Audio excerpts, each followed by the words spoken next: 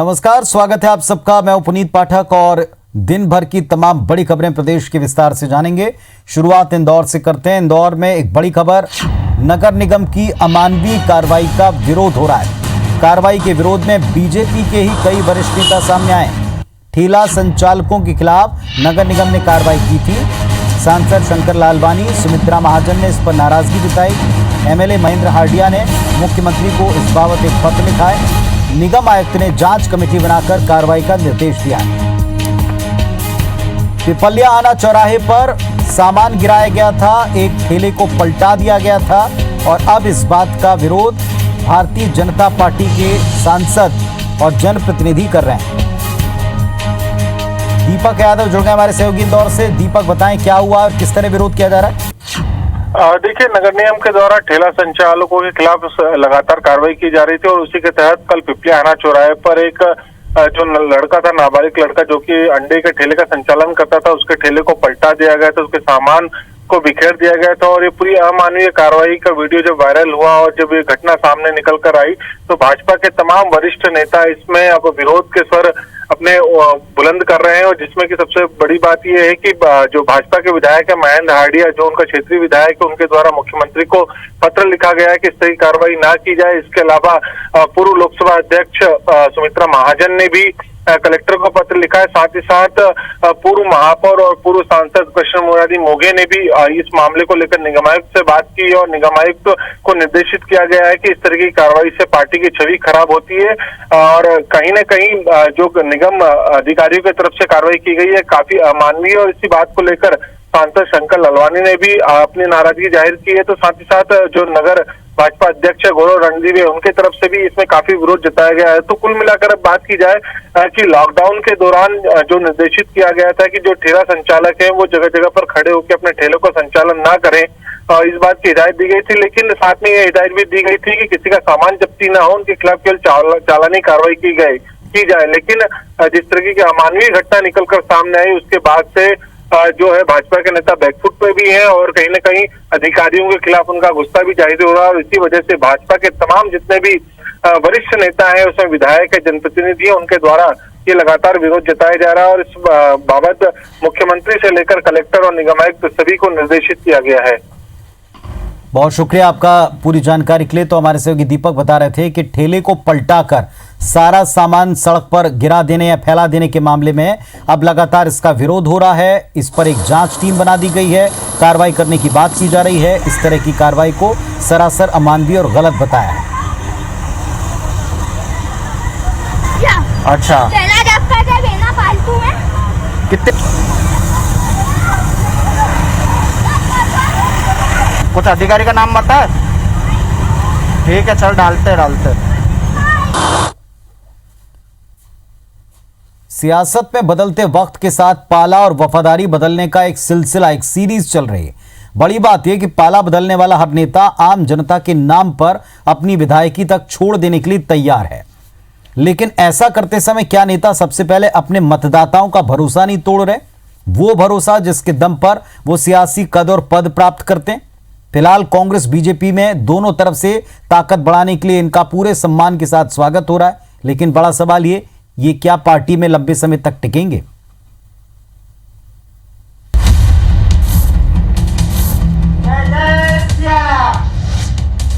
ये दोपहर 12:30 बजे कांग्रेस दफ्तर की तस्वीर है, जब पूर्व मुख्यमंत्री कमलनाथ बीजेपी के पूर्व विधायक केएल अग्रवाल को कांग्रेस की सदस्यता दिला रहे हैं।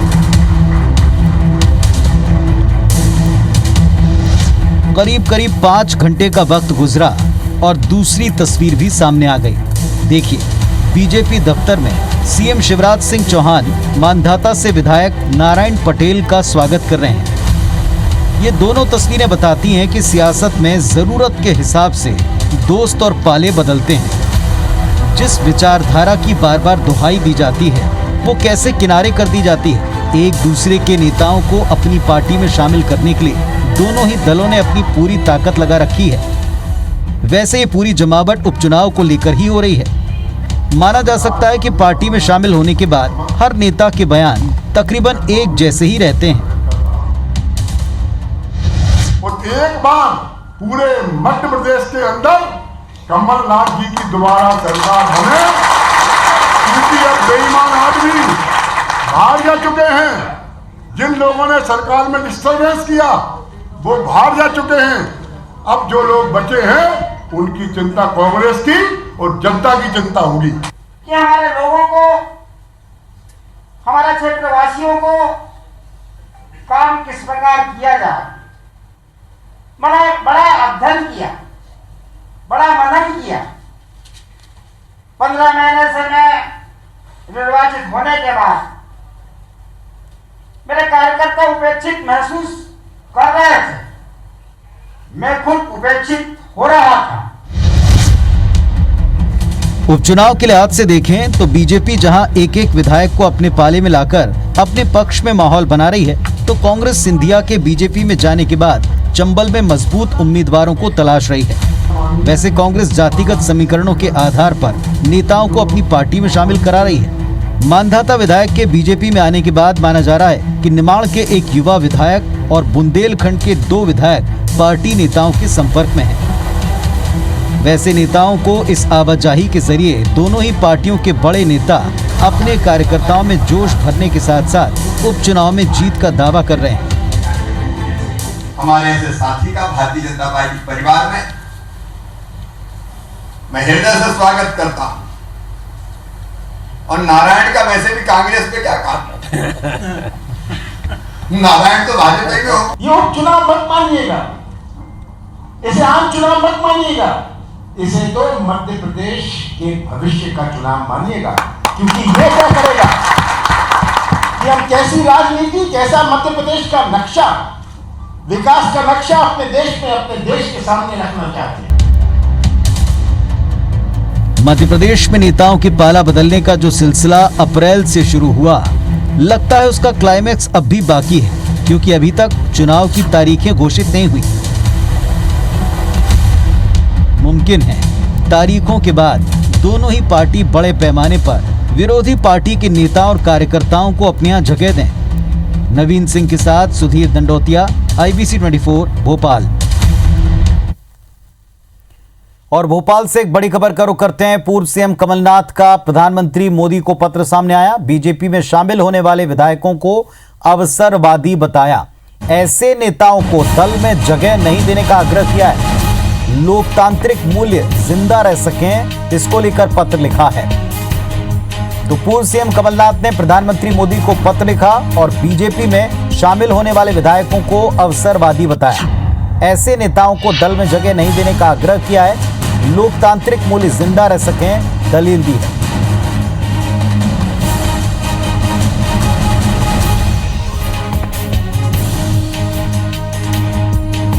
तो आज भी कांग्रेस से बीजेपी में और बीजेपी से कांग्रेस पार्टी में जाने का सिलसिला दिखाई पड़ा, जिसके ऊपर कई सवाल हैं। एक और विधायक ने अपनी विधायकी से इस्तीफा दिया, कांग्रेस पार्टी छोड़ी और बीजेपी में शामिल हो गए। बताया कि पार्टी में उपेक्षा थी, क्षेत्र के काम नहीं हो रहे थे, लेकिन ऐसे ही नेताओं को जगह नहीं देने की आग्रह और अपील की है। पूर्व सीएम कमलनाथ ने प्रधानमंत्री को पत्र लिखा है। लोकतांत्रिक मूल्य जीवित रह सकें, इसका हवाला देते हुए लिखा है कि ऐसे लोग जो अवसरवादी हैं उन्हें पार्टी में स्थान न दें।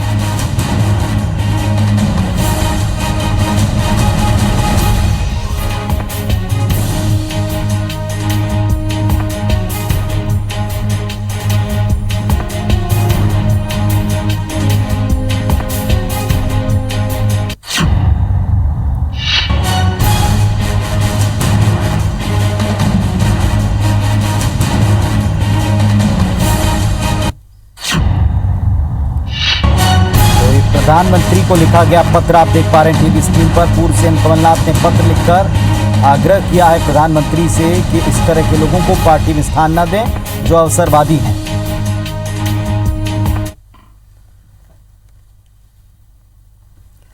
मध्य प्रदेश के मुख्यमंत्री शिवराज सिंह चौहान ने माफिया पर सख्ती दिखाई। उन्होंने साफ कर दिया कि प्रदेश में माफिया बख्शे नहीं जाएंगे। सरकार लगातार उनके खिलाफ मुहिम जारी रखेगी। माफिया की आर्थिक कमर तोड़ने का काम होगा। उनकी संपत्ति जमींदोज करने का काम सरकार करेगी। सीएम शिवराज सिंह ने प्रदेश भर में माफिया के खिलाफ सख्ती बरतने के निर्देश दिए हैं। उन्होंने कहा कि ये मध्य प्रदेश है, यहाँ किसी अपराधी के लिए कोई जगह नहीं है। मंत्रियों से 1 to 1 चर्चा को लेकर कहा कि आने वाले 3 सालों के कामकाज का रोडमैप तैयार किया जा रहा है। जितने भी अपराधी हैं, बड़े माफिया हैं,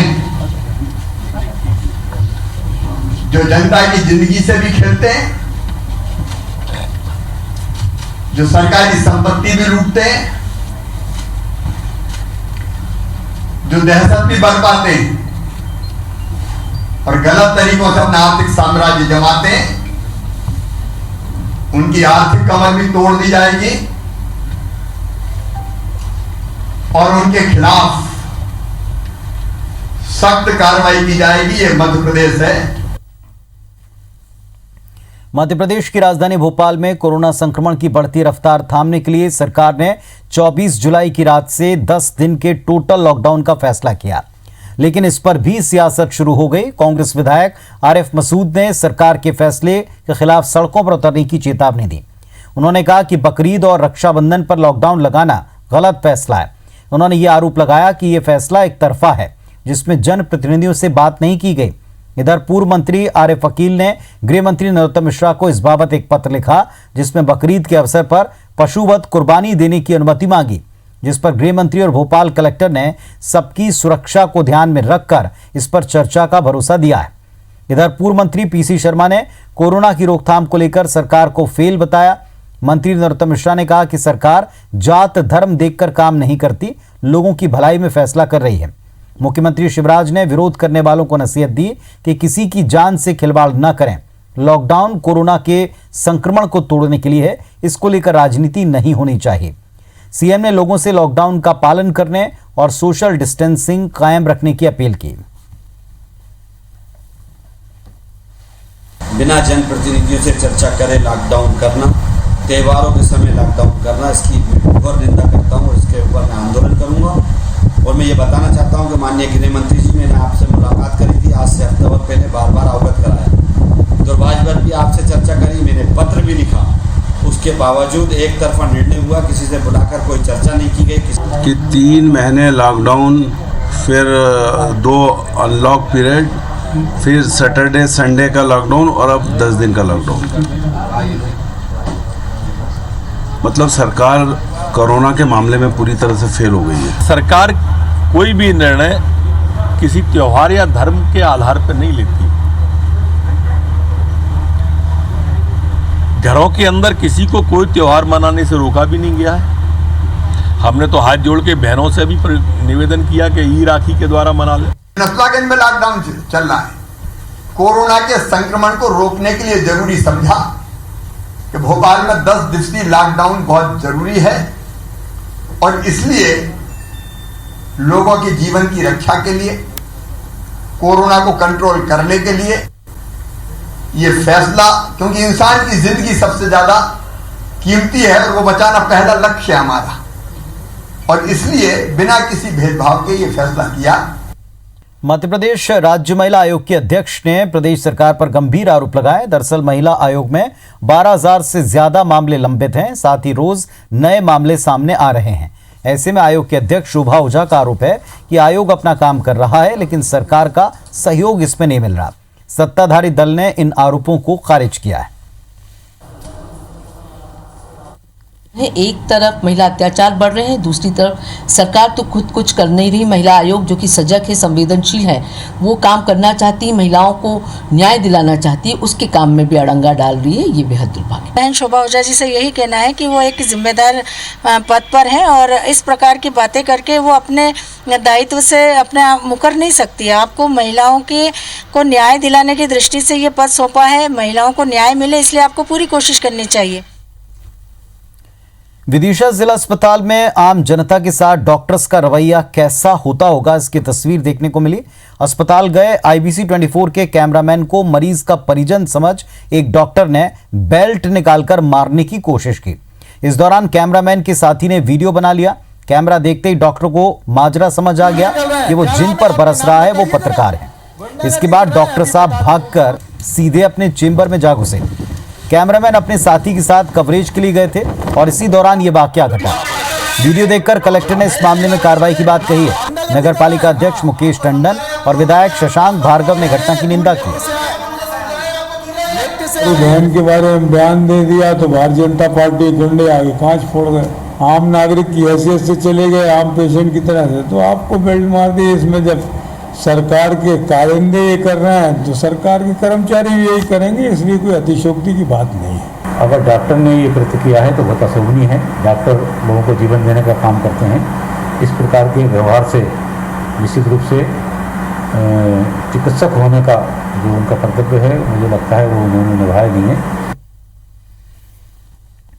मध्य प्रदेश में लहसुन इतना महंगा हो चुका है कि इसके लिए लोग मरने मारने पर उतार हुए हैं। कुछ लोग लहसुन चुराने मंडियों में घुस रहे हैं, भीड़ का बेरहमी का शिकार बन रहे हैं। दो तस्वीरें आपके सामने। पहली तस्वीर रतलाम की।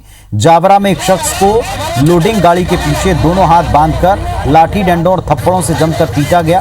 लोग बताते हैं कि कादर हुसैन नाम का शख्स मंडी में लहसुन चुराने आया था। हैरत की बात यह, मौके पर पहुंची पुलिस ने पिटाई कर रहे लोगों पर कोई कार्रवाई नहीं की। मंदसौर की दूसरी तस्वीर। कृषि उपज मंडी में 4 बदमाश लहसुन चोरी की नीयत से घुसे। किसान ने 2 बदमाशों को पकड़ा और जमकर पीटा।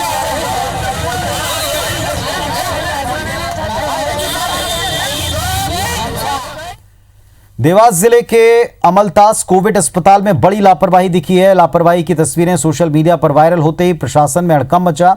वीडियो में मरीज के द्वारा आरोप लगाया जा रहा है कि 6 दिन से बेडशीट नहीं बदली गई, पानी में कीड़े रहते हैं, खाना 3rd क्लास मिलता है, फूड पॉइजनिंग का डर है। मामला सामने आने के बाद एसडीएम ने अस्पताल प्रभारी को फटकारा। वहीं अस्पताल प्रबंधन ऐसी किसी तरह की लापरवाही से साफ इनकार कर रहा है। तो कुछ नहीं मिल रहा यहाँ पे, पानी में भी कीड़े हैं और खाने में भी ऐसा जानवर जैसे खाना दे रहे। दाल सब्जी में पानी मिला के खूब, सब्जी में हर सब्जी में पानी मिला। 6 दिन हो गए हमको यहाँ पे आया के, और कुछ भी मतलब चद्दर वद्दर कुछ नहीं बदल रहे और देखने भी नहीं आ रहे, दवाई गोली भी नहीं मिल रही हमको। तो पानी की जो समस्या है उसमें कीड़े वगैरह आ रहे हैं, काई आ रही है, खाना भी अच्छे से नहीं मिल रहा है। खाने में 2 सब्जी तो दे रहे हैं पर दोनों में पानी, चाय भी अच्छी नहीं मिल रही है, दूध में पूरा पानी मिला के दे रहे हैं। पानी में कीड़े आ रहे हैं, हमारी बेडशीट से मतलब बदला ही नहीं है, 5-6 दिन हो गए। अभी हमने 2-3 और डॉक्टर्स की स्पेशल टीम भेजी हुई है। इशू को रिजॉल्व कर लिया गया है। कुछ खाने को लेके कुछ चॉइसेस का इशू था तो वो कर दिया है, साफ़ सफाई को बढ़ा दिया है। आने वाले समय इस प्रकार की कोई समस्या नहीं आएगी। पूरा फोकस अभी अमलतास और जितने भी क्वारंटाइन सेंटर और CCC सेंटर उन्हीं पर ही है। ऐसा कुछ नहीं है, क्योंकि जैसे अब वो मरीज हैं तो अब उनको बिल्कुल तीखा और चटपटा खाना तो दे नहीं सकते। थोड़ा सा मरीज का ध्यान रखते हुए। सर पानी में भी कीड़े निकले ऐसा बताया उन्होंने? नहीं ऐसा कुछ नहीं निकला है। तो इस बुलेटिन में फिलहाल इतना ही। तमाम खबरों अपडेट्स के लिए आप देखते रहिए IBC 24। नमस्कार।